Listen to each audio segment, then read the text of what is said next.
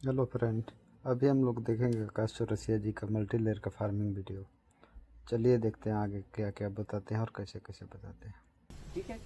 आज दुनिया में बहुत सारी तकनीकें विकसित करी गई हैं खेती को लेकर, पर वो सारी तकनीकें कहीं ना कहीं किसान को समृद्ध नहीं बना पा रही या उतना बेनिफिट नहीं दे पा रही हैं जितना उसको मिलना चाहिए, है ना।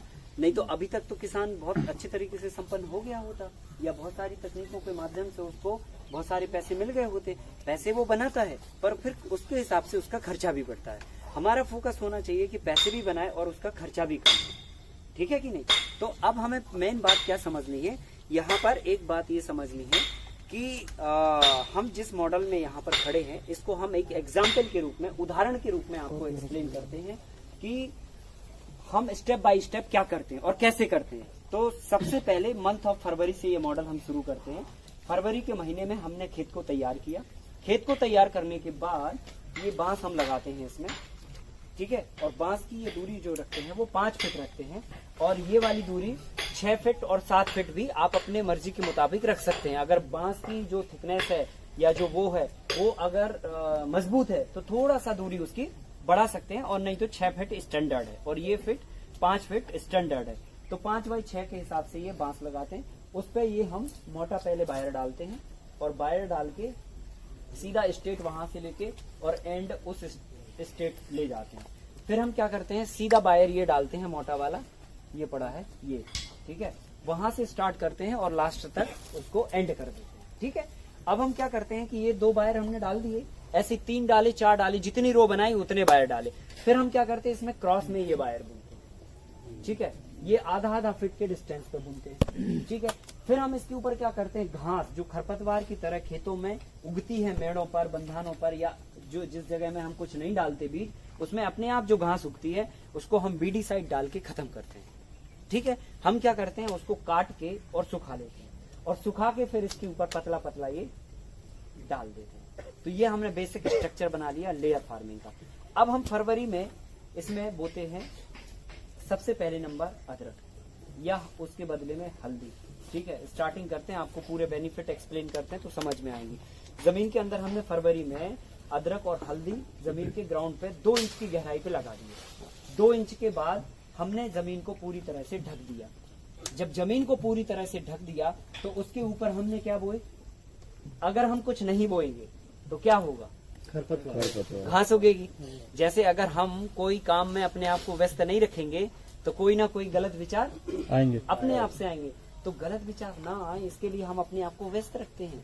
खरपतवार ना उगे उसके लिए जमीन को पूरा व्यस्त रखो। तो हम क्या करते हैं कि जैसे ही हमने अदरक डाल के फ्री हुए और उसके ऊपर सरफेस पर भाजी बो देते हैं, साग वाली फसल, पत्ती वाली सब्जी, ठीक है। पत्ती वाली सब्जी बो देते हैं। ये पत्ती वाली सब्जी क्या करती है, नाइट्रोजन बेस्ड होती है भाजी, चौलाई, मेथी, पालक, धनिया, लाइक जो भी है। ये जैसे ही आपने जमीन पे डाला और 15 से 20 दिन के अंदर ये जमीन को पूरी तरह से ढक लेगी। इससे हमें 3 बड़े फायदे। पहला बड़ा फायदा, जमीन को जैसे इन्होंने पूरी तरह से फसल को ढका तो कोई घास निकल के नहीं आ पाई। जो खरपतवार आज की तारीख में हमारे किसानों की सबसे बड़ी समस्या बन चुका है, जो इस मॉडल का सबसे बड़ा वरदान है, घास होता ही नहीं। हाँ, पहले साल होगा। क्यों होगा, क्योंकि जब आप मॉडल शुरू करोगे, मिट्टी में बीज पड़े होंगे, वो उगेंगे, फिर लेकिन जब एक बार आप उनको निकाल दोगे तो सेकेंड ईयर से उनके दोबारा से बीज नहीं गिरेंगे। तो क्या होगा कि घास पूरी तरह से खत्म होगा। एक फायदा। दूसरा फायदा, आप कल्पना करो, खुले में आप कोई भी फसल लगाते हो, पानी देते हो तो क्या होता है, धूप पड़ती है, पानी वाष्पीकृत हो जाता है, और जब पानी वाष्पीकृत हो जाता है तो पानी की हमें ज्यादा जरूरत पड़ती है, ठीक है कि नहीं। तो अपन ने क्या किया, जमीन पर जब पत्ती वाली सब्जी बो दी तो उसके ऊपर डायरेक्ट सनलाइट पड़ना बंद हो गया, और जब डायरेक्ट सनलाइट पड़ना बंद हो गया तो पानी की वाष्पीकरण की जो प्रोसेस थी वो कम हो गई, ठीक है। तो उस प्रोसेस से लगभग हम 60% के आसपास पानी की बचत कर पाते हैं, क्योंकि डायरेक्ट सनलाइट ही नहीं पड़ रही। तो वाष्पीकरण की जो प्रोसेस है वो टोटल ब्रेक हो गई, और 10-20% हमने ये घास डाली हुई तो इससे भी बचा लेते हैं हम, ठीक है। तो पानी की बचत हो गई लगभग 70 से 80%। तीसरा बड़ा बेनिफिट, आपको पता होना चाहिए कि पौधे भोजन जो बनाने की प्रक्रिया करते हैं वो मिट्टी से करते हैं, और पत्तियों से करते, प्रकाश संश्लेषण के माध्यम से। ठीक है, तो प्रकाश संश्लेषण में बेसिकली जब ये भोजन बनाती हैं तो इनको पानी चाहिए होता है, धूप चाहिए होती है, ठीक है, और हवा चाहिए होती है। इसके माध्यम से ये क्रिया करके अपना भोजन बनाते हैं। पर भोजन बनाना एक अलग प्रक्रिया है और श्वसन क्रिया करना एक अलग प्रक्रिया है। ये मानव में और जीवों में सेम होती है, ठीक है, और पेड़ पौधों में भी सेम होती है। मतलब पेड़ पौधे भी भोजन बनाते हैं, भोजन खाते हैं और श्वसन क्रिया करते हैं। ऐसे संसार का हर जीव भोजन बनाता है, खाता है और श्वसन क्रिया करता है। अगर श्वसन क्रिया ना हो तो वो पौधा नहीं हो गया जिंदा, मर जाएगा। अगर पौधों में श्वसन क्रिया ब्रेक हो गई तो पौधे मर जाएंगे। ठीक है, तो पौधे सांस कहाँ से लेते? भोजन तो उसने बना लिया, पर सांस कहाँ से लेंगे पौधे? पौधे सांस लेते हैं जड़ों से। ठीक है, अब जड़ों से सांस वो तभी ले पाएंगे जब मिट्टी में पोरस होगी, मिट्टी में रंध्रता होगी। अगर पोरस नहीं होगी तो पौधे जड़ों से सांस कैसे ले पाएंगे? तो हम जो फ्लैट इरिगेशन करते हैं, बहा के पानी देते हैं, तो उससे मिट्टी क्या होती है? कॉम्पैक्ट हो जाती है। और जैसे ही सर मिट्टी कॉम्पैक्ट हो गई तो उसमें श्वसन क्रिया, हवा जाना, ऑक्सीजन जाना बंद हो गई। तो किसान क्या करता है? खुरपी निकालता है और निदाई गुड़ाई करता है। उसको नहीं पता कि हम ये निदाई गुड़ाई पौधों को सांस लेने के लिए कर रहे हैं। उसको ये पता होता है कि निदाई गुड़ाई कर देते हैं और फिर पानी देते हैं तो पौधे में ग्रोथ आ जाती है। तो वो निदाई गुड़ाई करता है। तो निदाई गुड़ाई से जैसे ही वो मिट्टी को उखाड़ता है, जगह जगह से मिट्टी को तोड़ता है, तो ऑक्सीजन और धूप जैसे ही सॉइल के अंदर जाती है और पौधे को पौधा सांस लेता है और पानी दिया जाता है और एकदम से ग्रोथ हो जाती है। हमारा वहम ये होता है कि निदाई गुड़ाई से ये फसल अच्छी बनती है, पर निदाई गुड़ाई से नहीं बनती है। फसल बनती है आपकी श्वसन क्रिया। तो हमें इम्पोर्टेंट है कि पौधे में ऐसी व्यवस्था खेत में करना कि वो हर समय सांस ले सके। ठीक है, तो अपन ने क्या किया? भाजी को लगाया तो क्या हुआ? जमीन को उसने पूरा ढक लिया, खरपतवार नहीं हुआ, पानी उड़ने से बच गया। अब हम क्या करेंगे कि उस भाजी के पत्ते को एक साथ नहीं निकालेंगे, क्योंकि करोड़ों की तादाद में हम सीड जमीन पे डालते हैं और करोड़ों की तादाद में पौधे उगते हैं, क्योंकि जब तक वो घने पौधे नहीं उगेंगे तब तक मिट्टी को कैसे ढकेंगे? ठीक है, तो करोड़ों की तादाद में सीड डाले अपन ने। अब क्या किया? लाखों की तादाद में सीड्स को निकालते हैं, पौधे को निकालते हैं। जो पौधे बड़े हो जाते हैं उसको निकाल देते हैं और उसकी गट्ठी बना के बाजार में बेच देते हैं। अब पौधे उखाड़ने से आपको पैसे मिल जाते हैं। ठीक है, दूसरा बेनिफिट ये होता है, जैसे ही आप पौधा उखाड़ते हो मिट्टी उखड़ती है। मिट्टी उखड़ती है तो जो निदाई गुड़ाई का आप अलग से बैठ के करते हैं वो अपने आप स्वतः ही हो जाती है फसल की हार्वेस्टिंग पे। तो निदाई गुड़ाई का खर्चा बच गया, पौधों की श्वसन क्रिया बेहतरीन तरीके से होती रही। और ये एक बार नहीं करेंगे आप, हर सप्ताह अपनी फसल को उखाड़ के बेचोगे। ठीक है, तो ये श्वसन क्रिया कंटिन्यूअसली हो रही तो फसल जो है ना और अच्छी हो रही। ठीक है कि नहीं?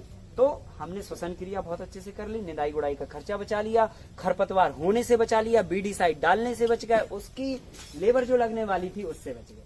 उसके बाद पानी हमने 70% बचा लिया। ये सबसे बड़ा अचीवमेंट है। 3 फायदे हो गए काली भाजी के बोने के। अब जमीन के अंदर जैसे ही अदरक लगाया, ऊपर सरफेस पर भाजी बोई, तो क्या होगा? हमने लगाया ऑफ सीजन अदरक और भाजी। तो ऑफ सीजन में क्या होता है? जनरली फसल को सुरक्षा प्रदान करनी पड़ती है। ठीक है, जैसे पॉली हाउस में क्या करते हैं आप? ऑफ सीजन सब्जियां उगा पाते हैं। इसलिए उगा पाते हैं क्योंकि वो पूरे से शेड कर देता, वातावरण से उसका कोई संपर्क नहीं रहता। पौधों को अगर 20 डिग्री का तापमान चाहिए तो टेम्परेचर मीटर चालू करके 20 डिग्री का तापमान दे दिया जाता है। ज्यादा हीट हो रही होती है तो फैन चला दिया जाता है, समझ रहे ना? और बारिश का कोई प्रभाव पड़ता नहीं। तो तापमान पौधों के अनुरूप किया जाता है और बेमौसम फसल उसमें उगाई जाती है। तो अपन यहाँ पर क्या करते हैं? अपन भी बेमौसम ही फसल उगाते हैं, पर नेचर से हटके नहीं, नेचर के साथ जुड़कर। तो अपन ने क्या किया? भाजी लगाई। अब भाजी और अदरक ओपन में नहीं हो सकते, खुले तापमान में सहजता के साथ नहीं हो सकते। सहजता के साथ क्या हो ही नहीं सकते, क्योंकि धूप डायरेक्ट सनलाइट पड़ेगी, पौधे मर जाएंगे। क्योंकि ये सॉफ्ट फसलें हैं और फरवरी की नहीं है, ये मई जून की फसलें हैं। मई में अदरक लगता है, जून में, ताकि वो बारिश में सस्टेन कर जाता है। अपन ने फरवरी में लगाया तो उसको गर्मी का सफर करना है, मई जून जुलाई, ये पूरा मार्च अप्रैल, तो इतनी गर्मी को कैसे सहन कर पाएगा? तो अपन ने शेड डाल दिया, ये ट्रांसपेरेंट, आधी धूप आधी छांव, घास डाल दी ना वही काट के सुखा के। तो इससे क्या हो रहा? फिल्टर होके धूप आ रही है।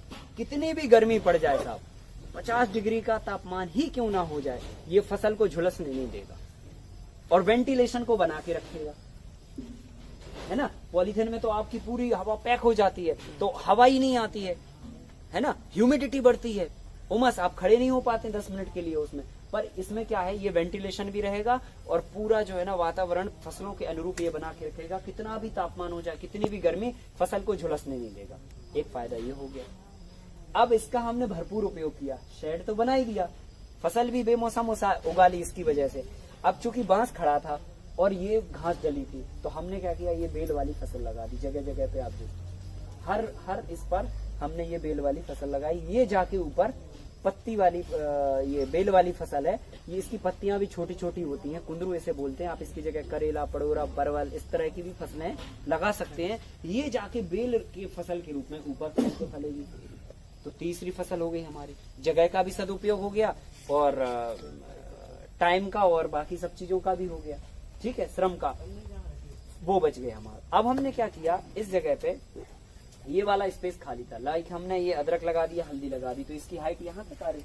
अब हम क्या करेंगे, इस पर तार बांधेंगे क्रॉस में, ऐसा तार बांधेंगे। ऐसा तार बांध के हम 3 स्टेप में यहाँ तक तार बांधेंगे। तो ये जो स्पेस खाली है अभी, इसका उपयोग करके हम लौकी है, गिलकी है, करेला है, ककड़ी है, इस तरह की फसलें उगा लेते हैं। तो तीसरी चौथी फसल हमारी ये सेट हो जाती है। अब हम इसमें क्या करते हैं, 12x18 पर पपीता सेट करते हैं। 12x18 पर डिस्टेंस उसका फिक्स है, ऐसा नहीं कि आप कितने भी पौधे लगा रही है। 12 फीट आप ऐसे में ले लो और 18 फीट ऐसे में ले लो, या 18 फीट ऐसे में ले लो, 12 फीट ऐसे में ले लो। 12x18 पे हम पपीता लगाएंगे और पपीता क्या करेगा, इस शेड के ऊपर निकल के जाके सबसे ऊपर वाली हाइट पे फलेगा। पपीता हाइब्रिड होता नहीं है, पपीता होता है देसी। तो देसी पपीता 6 फीट के ऊपर ही, 5 फीट के ऊपर ही फ्रूटिंग आना उसमें चालू होती है। हाइब्रिड में नीचे ही से चलना चालू हो जाता है। तो हमें देसी पपीता लगाना, तो पपीता शेड के मंडप के ऊपर फलेगा। तो सबसे पहले फ्लोर पर, फर्स्ट फ्लोर पर, मतलब जो टॉप फ्लोर होगा उस पर 8 फीट पर पपीता होगा। फिर उसके बाद जो सेकंड फ्लोर होगा ऊपर से, उस पर 7 फीट की हाइट पर आपकी ये बेल वाली फसल होगी। फिर उसके बाद जो ये वाला फ्लोर है, इस फ्लोर पर कोई भी दूसरी एक बेल वाली, लौकी, गिलकी, करेला, ककड़ी, इस टाइप की फसल होगी। जमीन का फ्लोर जो होगा सरफेस, उस पे पत्ती वाली सब्जी होगी। और जमीन के जो अंदर वाला ग्राउंड फ्लोर होगा, उस पे जो है आपकी कंद वाली फसल होगी। ऐसे करके 4 से 5 फसलें आप एक टाइम में बेमौसम उगा सकते हैं और बेमौसम बाजार में ला सकते हैं। और जब बेमौसम बाजार में ले आएंगे तो उसका गणित आपको बताने की जरूरत ही नहीं है। बेमौसम आएगी तो डेफिनेटली आपकी सब्जी अच्छे दामों में बिकेगी। तो बेमौसम भी आ गई, उत्पादन भी ज्यादा आ गया, खर्चे भी इतने कम कर लिए और ऊपर से क्वालिटी ऑफ फूड भी लेके आ गया, गुणवत्ता भी लेके आ गया, जिसकी आज हमारे पूरे वर्ल्ड को जरूरत है। उत्पादन बहुत भरा पड़ा है, गोडाउन बहुत सड़ रहे गेहूं के, पर वो गेहूं आपकी सेहत के लिए अच्छा है या नहीं है, ये इम्पोर्टेंट हो गया कि नहीं हो गया। तो इसमें हम क्वालिटी ऑफ फूड भी लेके आ रहे हैं, गुणवत्ता भी बढ़ा रहे हैं, उत्पादन भी बढ़ा रहे हैं, खर्चे भी कम कर रहे हैं और कई गुना आमदनी को इम्प्रूवमेंट कर रहे हैं। ठीक है, अब देखो सबका रूट जोन का स्ट्रक्चर समझ लो। अब ऐसा नहीं कि अब 4 फसलें लगा दी तो अरे अब वो इसके साथ इसका झगड़ा होगा, ये होगा। जो मिट्टी, मान के चलो आपके खेत में ये मिट्टी है, गहराई समझ लो ऐसे 2 फीट की गहराई पे मिट्टी है, तो पत्ती वाली सब्जी हमने कहाँ बोई, बिल्कुल सरफेस पे बोई ना। जब सरफेस पे बोई तो उसकी जड़ें 2 इंच की गहराई तक जाएंगी, उसके पहले हम उसका पौधा उखाड़ देंगे। अदरक कहाँ लगा है, 2 इंच के नीचे, तो उसकी जड़ उस तक ना पहुंच पाए उसके पहले उखाड़ के उसको बेच देते हैं। तो पोरस भी हो जाती है और पौधा भी बिक जाता और उसकी जड़ उस तक पहुंच नहीं पाती।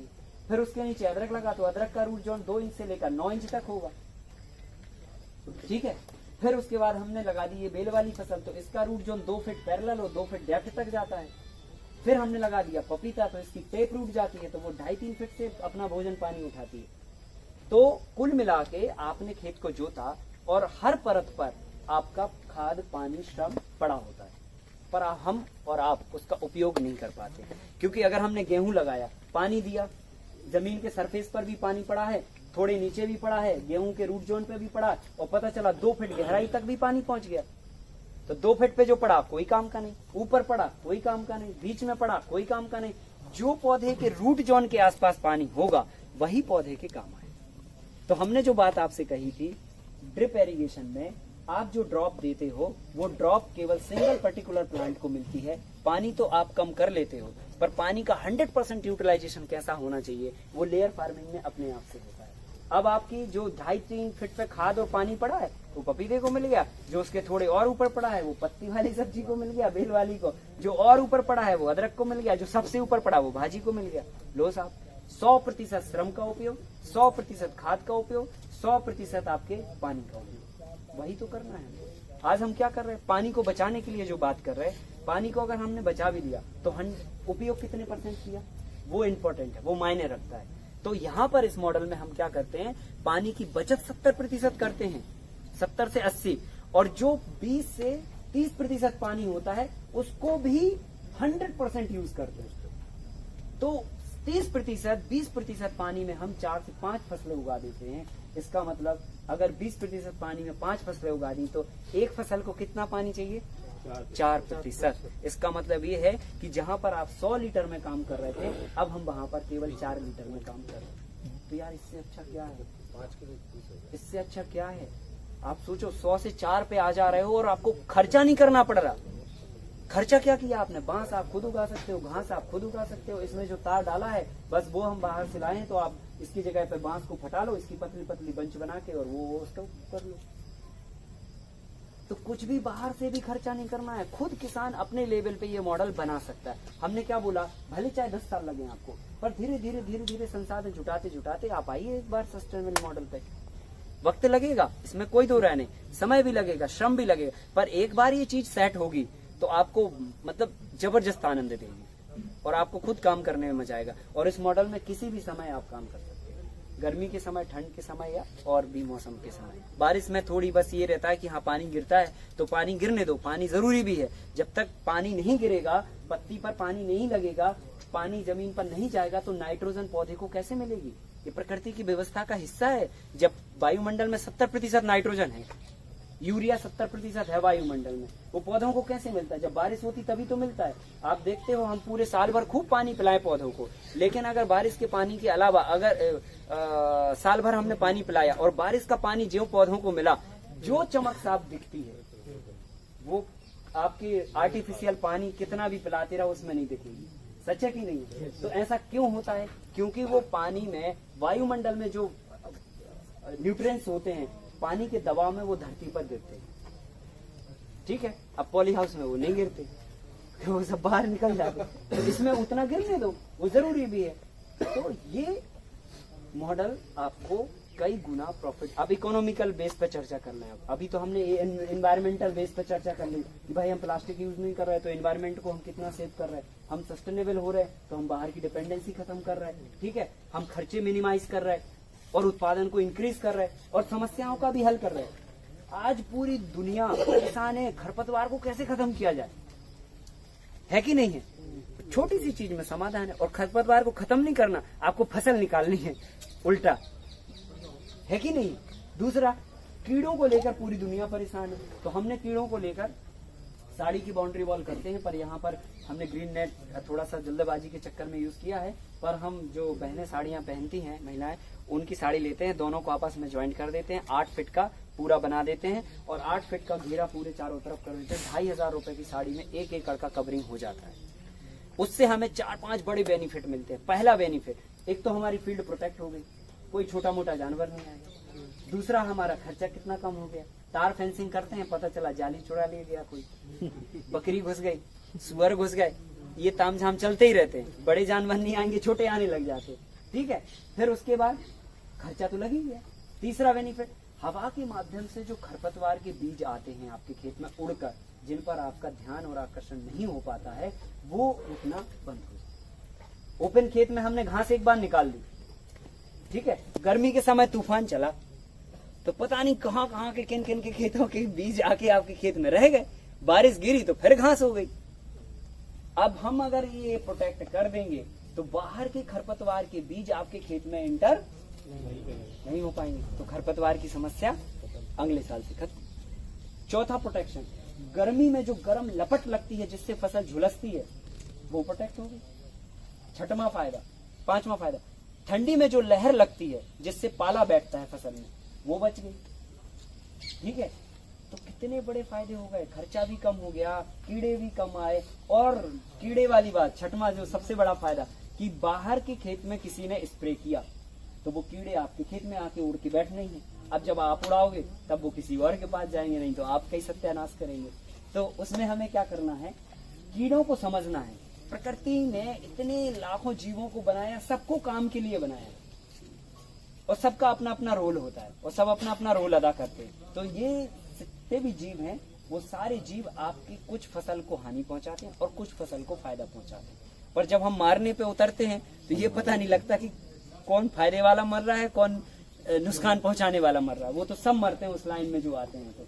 तो जब हम ये बाउंड्री वॉल बनाते हैं तो नेचर में जो भी फसल को क्षति पहुंचाने वाले कीड़े हैं वो 7 फीट के नीचे ही फ्लाई करते हैं। सोचो क्या गजब की व्यवस्था है। और मल्टी लेयर अपना 7 फीट का होता ही है।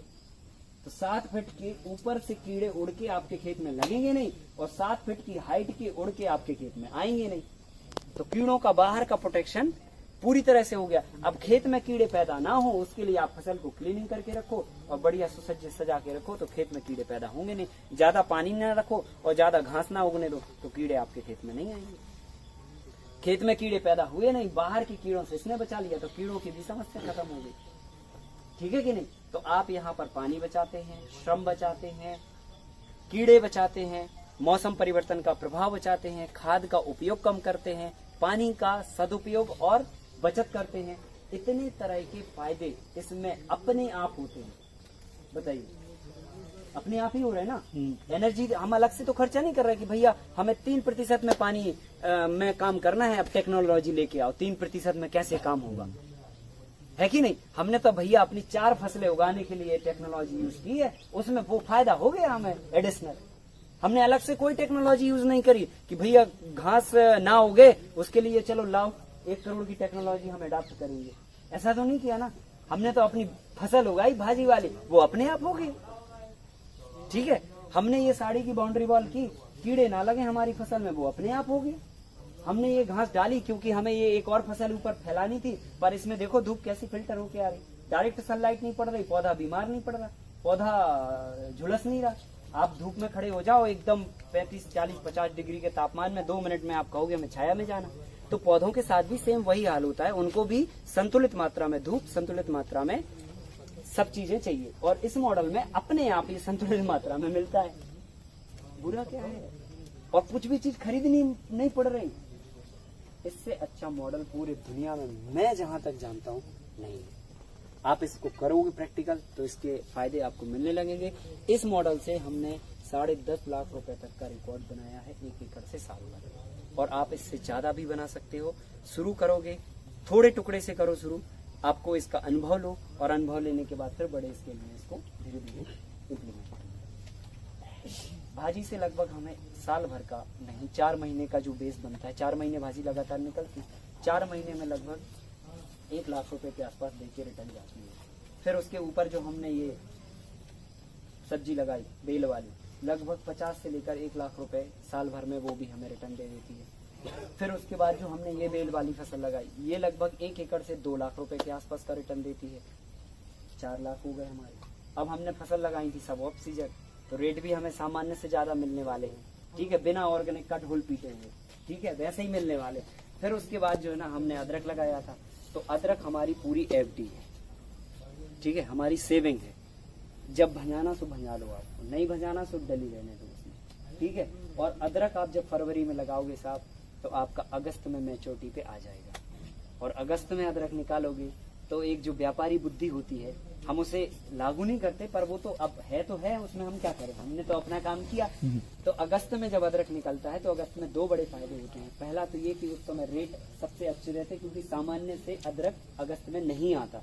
अदरक आना चालू कब होता है? दिसंबर जनवरी से, जब ठंडी का समय आता है। तो दिसंबर जनवरी से वो सीजन चालू होता है और हमारा अगस्त में आएगा, तो रेट जाहिर सी बात है आपको दुगना मिलेंगे।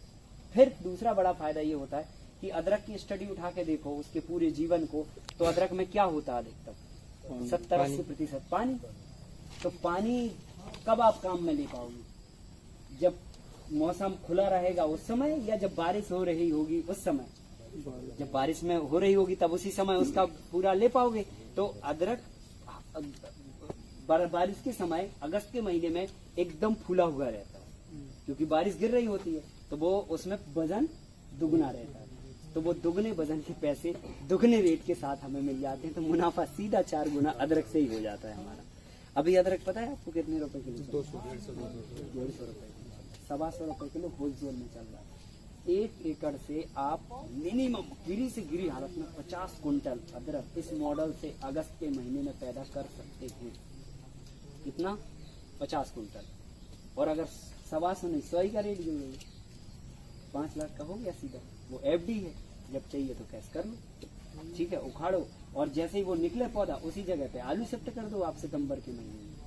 तो ये मॉडल ऐसे करके 3-4 लाख रुपए अदरक से, 1 लाख रुपए भाजी से, 2 लाख रुपए कुंदरू से, 1 लाख रुपए पपीते से, 1 लाख रुपए पत्ती वाली सब्जी से, कुल मिला के ये 8 से 10 का फिगर आपका साल भर का एनी हाउ बना देगा, ठीक है। पर कंसंट्रेट होना पड़ेगा आपको 1 एकड़ में, सेंट्रलाइज होना पड़ेगा, 1 एकड़ में सारी एनर्जी डालनी पड़ेगी और फिर जाके इतना फिगर बनाएगा। तो खर्चा आपका कितना आप खर्चा करोगे? अपनी सैलरी निकाल दो 30,000 रुपए महीना और बाकी वर्करों की सैलरी निकाल दो, 3-4 लाख रुपए आप खर्च कर लो, 5 लाख खर्च कर लो, 5 लाख 4 लाख प्रॉफिट का पॉकेट में आपका बच सकता है इस मॉडल को अपनाने।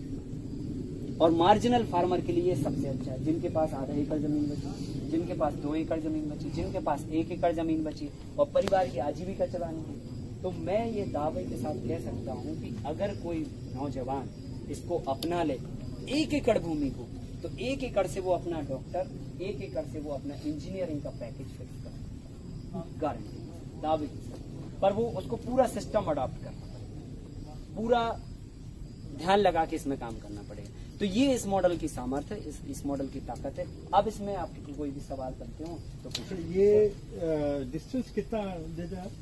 ये डिस्टेंस हमने रखा 5 फीट। ये वो रोटरी 5 है, ये हाँ। ये जो वो बना है 3.5, वो 3.5 फीट। 3.5 बीच में एक फुट का पानी हाँ, का- ये 1 से 1.5 फीट का मूवमेंट करने का रास्ता। हाँ। वो पानी देने का रास्ता नहीं, ये मूवमेंट का है, अच्छा। जिससे पौधे आपसे डिस्टर्ब ना हो, आप पौधों से डिस्टर्ब ना हो। और ये 3 फीट का है, क्या? ये 3 फीट का है, ये हाँ, वो 3.5 फीट का, 3.5 फीट। 3.5। और दूसरा पानी कैसे देते हो? पानी हम देते हैं फॉगर सिस्टम से। अभी दिखाएंगे आपको, ग्रीन पाइप होता है या कोई भी कलर का पाइप होता है, प्लास्टिक का, पीवीसी का, हाँ। रोल वाला पाइप होता है, हाँ। इतने 1 इंची मोटा। उसको वहाँ पर लेज बना के वहाँ पे रखते हैं, हाँ। फिर वहाँ अपने उंगली फंसाते हैं, उंगली से फॉग बनाते हैं पानी को, और फॉग बनाते हुए 4 रो में यहाँ से देते हुए जाते हैं, वापस आते हैं तो 4 रो में इस तरफ आते हैं। 15 मिनट में 1 एकड़ की सिंचाई कर लेते हैं। 1000-1,500 का खर्चा होता है उसमें। 15 मिनट में 1 एकड़। हाँ, और लगे तो आप मिनी फॉगर स्प्रिंकलर सेट कर दो। हाँ, स्प्रिंकलर सेट कर सकते हैं ना? हाँ हाँ मिनी स्प्रिंकलर। हाँ, मिनी फॉगर स्प्रिंकलर सेट कर लो। सर, इसमें मौसमी फसल ले आपने सकते बताया। हैं? आपने बोला कि मौसम वगैरह की फसल ले सकते हैं, इसमें मौसमी फसल भी ले सकते हैं? हाँ, बिल्कुल ले सकते हैं। बेमौसम, मौसम की भी ले सकते हैं और बेमौसम भी ले सकते हैं। आपने जो खीरा और ये घिया बताया जी। तो ये ऊपर चढ़ना है या नहीं, इसको पैरेलल यहाँ चलाओ। ये इधर अगर आप कोई ऊपर इस तरह की फसल ले जा रहे हैं तो फिर इनको पैरेलल चलाओ। ये पैरेलल चलाने के लिए लौकी, गिलकी, करेला, ककड़ी, ये चीजें फिट हैं। करेला नहीं, सॉरी, ककड़ी।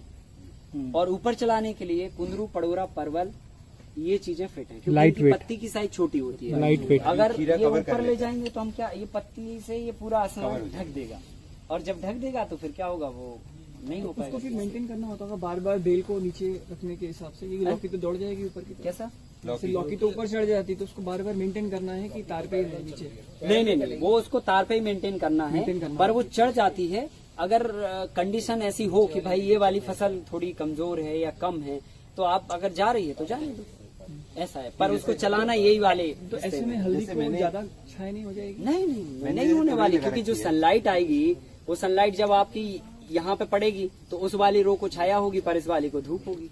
तो जब सूरज ऐसे मूव करेगा तो वो कहीं ना कहीं चारों धूप तरफ देगा। से अगला जो ये बेड बनाया हमने शुरू से बनाया होगा फरवरी में, नहीं, ये मॉडल लेट लगा था, हाँ। इसलिए आपको मतलब यहाँ पे पपीता भी नहीं अभी देखने को मिल रहा है, और ये ऊपर वाली भी पूरी डेंस नहीं है ये फसल, ठीक है। ये क्योंकि मई में हम लोगों ने किया हुआ ये था, हल्दी की देर तो से लगी। 2-3 महीने हम लोग लेट हो गए थे इस मॉडल को बनाने में। तो पर इससे जो आपको हाँ, तो जो धनिया या भाजी की फसल निकल गई क्या इसकी? हाँ, भाजी निकल गई। अच्छा, तो ये अभी मैच्योर स्थिति में आ गया क्या? नहीं, अभी नहीं, ये हल्दी है, ये अभी लगभग 2 महीने और लेगी।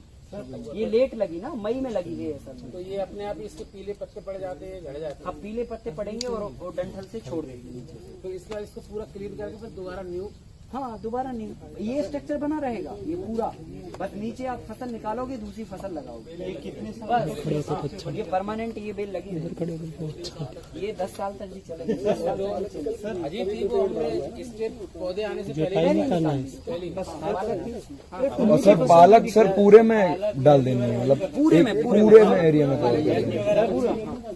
धनिया जैसे चल रही है 4 महीने चल रही है, जून तक चलेगी। तो अगस्त, जुलाई और अगस्त 2 महीने में अदरक को जगह मिल जाता है पूरा। हाँ खूब आराम से, 2 महीने में हो जाता है। हाँ भैया क्वेश्चन अगर 1 by 1 हो तो सबको आंसर मिल पाएंगे बहुत सारा। एक कोई क्वेश्चन करता है तो आप सब लोग थोड़ा सा सुनिएगा। हाँ जैसे मैंने जी तोरई लगा रखी है, हाँ लेकिन ऊपर स्पेसिंग जो है पूरा उसने कवर कर रखा है, नीचे छाया है, हाउ टू मेंटेन दैट। हाँ तो वही तो तोरई नहीं लगाना चाहिए ना आपको ऊपर। फिर उस केस में वही तो हम कह रहे हैं, ये वाली सब्जी लगाएंगे जिनकी पत्तियों की साइज बिल्कुल छोटी है, तो वो घिया हम बीच में लगा सकते हैं, बीच के तार पर चढ़ा सकते हैं। हाँ। अगर घिया ऊपर चढ़ा तो क्या करना है, मतलब नीचे रखना है? हाँ वो तो नीचे ही रखना है आपको, वो तो डेली, वही मैंने बोला ना कि आपको कंसंट्रेट होके काम करना पड़ेगा। आपको डेली आपके खेत में घूमना पड़ेगा, बेल कहाँ जा रही है, किसका क्या हो रहा है, वो सब मेंटेन करके चलना पड़ेगा। तो जो बेल आपको दिख रही है कि वो उस तरह मूवमेंट कर रही है, आपने पकड़ के उसको यहाँ बांध दिया। तो घिया और खीरा ये सब कर सकते हैं। कर सकते खीरा भी लगा है, खीरा भी दिखा दीजिए। खीरा ऊपर जा सकता है, खीरा ऊपर भी जा सकता है, पर आपको ये वाले लेवल पे लेके चलिए। वो कॉम्बिनेशन है, वो हम लोग डिस्कस करेंगे फिर कि अगर खीरा ऊपर ही लगाना तो किसके साथ लगा सकते हो, ये बात। हाँ भैया ये कुंदी ये जो टोटल डेप्थ है हाँ अभी यहाँ से नीचे का आपने कहा 2 इंच के बराबर ये जाता है, लीफी वेजिटेबल जो होता है, भाजी है, तरकारी वो जाता है, उसके नीचे अपनी इसको क्वेश्चन है कुतरू और ये जो चाहिए हाँ टोटल डेप्थ कितना होता है, मतलब वो लगभग अगर देखो अगर 5 लेयर के मॉडल पे आप जाओगे तो लगभग डेप्थ 2 फीट तो आपको चाहिए। अच्छा लास्ट में तो 2 फीट से पूरे नीचे 2-2.5 फीट तक मिट्टी चाहिए। हाँ 2.5 फीट में नीचे पूरा कौन सा लगेगा? पपाया पपाया लगेगा। लगेगा, पपाया यहीं पर उसका टेप रूट जाएगा नीचे। भैया और ये पूछना है जैसे आप जो फरवरी में अगर लगाते हैं तो फरवरी में अगर इस बेड पे हमने अदरक लगाया, हल्दी लगाई है, हाँ तो क्या मट्टी चढ़ानी पड़ती है? क्योंकि अदरक हल्दी में मट्टी चढ़ाने का एक कॉन्सेप्ट है। हाँ चढ़ानी पड़ती है। तो ऐसे बेड में कैसे मट्टी चढ़ा पाएंगे? नहीं चढ़ा देंगे, यही रास्ते को खोद देंगे और लेफ्ट राइट कर देंगे। नहीं लेकिन आपका बेड चौड़ा है तो बीच में कैसे मट्टी कोई आएगी? फर्क नहीं पड़ता सर, जब आप मिट्टी इस पे लगाओगे ना तो इधर से मट्टी उछाल के हाथ से करना पड़ेगी, वो मैनुअली। उसमें आपका यंत्र काम नहीं करेगा, यंत्र आपकी बीच की मिट्टी खोद देगा, फिर आप फावड़ा लो और उछालते जाओ इस तरफ और इस तरफ दोनों तो बीच में चढ़ाना ही पड़ेगा मैं। और और ये बेड आपने मैनुअल बनाया है सारे? ये बेड से मैनुअल बनाया आपने? कैसा? सब हाथों से बनाया या टूल से बनाया? ये मैनुअली बने सर, सब मैनुअली बनते सब पूरा मैनुअली बने। बाहर के जो बेड है ओपन बेड तो हम लोग इसमें बना सकते हैं। नहीं वो तो कर सकते हैं, मैंने बड़े अब क्या ये क्या कर रहे हैं आइडियली वो पूछ रहे हैं, फिर आगे तो कुछ भी किया है। पिलर से बना पालक में हाँ पालक, मेथी, धनिया, मैं छोड़ा सर नया फसल लगाने के साल चलता है। ये स्ट्रक्चर जो बना है ये कितने साल? 5 साल तक चलेगा सर, जब तक तार और बांस खराब नहीं होगी। बांस की वैरायटी घास आपको हर साल चेंज करना पड़ेगी। वो जोताई करनी होगी तो ये निकालना नहीं पड़ेगा है? जोताई करने के समय। जोताई करने के समय क्या? ये 5 साल करना ही नहीं कुछ। नहीं बांस पे लगा रहेगा हर सर। फसल के बाद जुताई कैसे होगी? वो हाँ अगर देखो इसमें आप मिनी पावर टिलर भी चला सकते हो, ठीक है। आप बीच में जब फसल निकल गई तो आप धड़ धड़ चला लो, बांस पे बस टच नहीं करो ट्रैक्टर को, और आजू बाजू साइड से निकाल के और मैनुअली भी कर ही सकते हैं अगर थोड़ा ही पैच है। मैनुअली कर सकते हैं अगर आप 1 एकड़ में मैनुअली करना है लेबर capacity, इंटेंसिव कर काम सकते है। हैं क्या? हम लोग तो मैनुअली करते हैं, 3-3 एकड़ की जुताई हम लोग टिल्टिंग मैनुअली की करते जरूरत है हैं। क्या सर हर हाँ? बार? टिल्टिंग की क्या? टिल्टिंग की हर बार जरूरत है क्या क्रॉप के बाद? नहीं ऐसा जरूरी नहीं, पर टिल्टिंग क्या होता है? परमानेंट बेड रह सकता है। ये बेड हमको 2-3 साल तक तो चलाएंगे, वो सेम टाइम में डालना है अपन को। नहीं वो 4 महीने के आसपास पत्ती वाली सारी सब्जियां खत्म हो जाती हैं। अगर जी इसका साइकिल कैसा मेंटेन करेंगे? जैसे अभी पपीता हाँ है सर साइकिल बता दीजिए। हाँ तब तक तो नीचे के सब निकल जाएंगे, हाँ अदरक और ये। हाँ तो दोबारा क्या उसके बाद लगेगा? फिर नीचे की जमीन में क्या डालेंगे? आलू, ऊपर पपीता है, आलू डाल सकते ये भी हैं, है, आलू डाल देंगे फिर। लहसुन प्याज लिखा है। आलू डाल देंगे, ये साइकिल जो है वो 12 महीने का बनाना चाहिए। पूरा 12 महीने का बन जाता है। आपको दिया हुआ है ना उसमें हमने चार्ट में, बाकी हम लोग जब थ्योरी में बैठेंगे ना डिस्कस करने तो ये हो जाएगा। इसकी जगह धान का पैरा यूज कर सकते हैं। बिल्कुल कर सकते, धान का पैरा, नारियल के पत्ते, जो भी आपको मिले वेस्ट वो सब कर। सर एक बार पूरी प्रोसेस सर कैसे क्या कब लगाना है? वो उसमें है ना पेपर में। पेपर ठीक है, कहाँ है पेपर? कैसे डालना है सर जी? नहीं अक्टूबर में इसका सही मॉडल शुरू करने का है वो फरवरी। आप दिसंबर ये जनवरी ठीक के है ना, महीने एक ही दिन सारी फसलें लगा जानी है क्या? हमारे पास अक्टूबर, नवंबर, दिसंबर नहीं है। ठीक है तो हम लोग शिफ्ट कर सकते थोड़ा। हाँ कर सकते हैं, कर सकते हैं, कर सकते हैं। हमारा मेन रेन अक्टूबर नवंबर दिसंबर, जून में थोड़ा आता है। उसके लिए देखो ऐसा है, मैंने आपको बेसिक कॉन्सेप्ट बता दिया, फिर आपके हिसाब से अलग अलग आपका होगा मामला। तो हम लोग जब डायरेक्टली इंटरेक्ट होंगे कल इंडिविजुअली सबको 2-2, 5-5 मिनट के लिए बैठेंगे तो आपका प्लान बना दिया जाएगा, उसकी चिंता मत करिए। आपको कब करना है, क्या करना है, किसके साथ करना, कितना करना है, ये सब कर लेंगे। हो गया ना। अब हम लोग यहाँ से नेक्स्ट उस पे चलते हैं क्योंकि अभी बहुत सारी चीजें आपको एक क्वेश्चन और है। हाँ जैसे अगर हम हल्दी फरवरी में लगाएंगे तो हल्दी तो अगर निकलेगी अगस्त सितंबर में, उसका क्या कर सकते हैं कि हल्दी तो प्रोसेसिंग ही होती है। नहीं तो हल्दी को फिर आप थोड़ा सा आगे लेके जाओ ना, अक्टूबर में लेके जाओ, अक्टूबर में निकाल दो। अक्टूबर नवंबर में करें। हाँ, और सोलर ड्राई से डिहाइड्रेट कर लो उसको, सर जैसे बॉइल ना करो। सर जैसे भाजी है नीचे, तो हम जैसे ये बेल वाली फसल जैसे ये लगा देते हैं यहाँ पे लौकी तरुई, तो मतलब कि दिक्कत तो नहीं जाएगी भाजी को कुछ? नहीं, भाजी या फिर मेन क्या हो रही है बातचीत कि जो आप हल्दी की जो सवाल कर रहे हैं उसमें उस केस में ये होगा कि हल्दी को तो देखो अगर आपको प्रोसेस करना है, कच्ची तो हल्दी बिकती नहीं है और वो बिकती तो प्रोसेस के लिए। तो अदरक जो है ना, अदरक भी कच्चा होता है उस समय, ठीक है। वो तो हम बाजार में इसलिए बेच देते क्योंकि अदरक कच्चा यूज होता है। अगर अदरक को पकाना है तो आपको 8 महीने वेट करना पड़ेगा, तो आप वही नवंबर के आसपास में ही निकाल पाओगे आप उसे, अगस्त सितंबर अक्टूबर के आसपास में। तो इसको भी आपको 8 महीना वेट करना पड़ेगा। लेकिन जब जून में अदरक लगाते हैं तभी वो फरवरी में ही निकलता है। हाँ तो वो फरवरी में निकला, हम लोग ये नवंबर की बात कर रहे हैं ना, नवंबर की बात कर रहे हैं ना, नवंबर फरवरी में लगाएंगे तो नवंबर में हाँ, अदरक सही बैठता है। अगर आपको बेचना है तो, और अगर प्रोसेस करना है तो फिर हल्दी पे जाओ, वो आपको डिसाइड करना पड़ेगा पहले प्लान। सर रख सकते हैं, इसमें अंदर रख सकते हैं ना, आ जाते।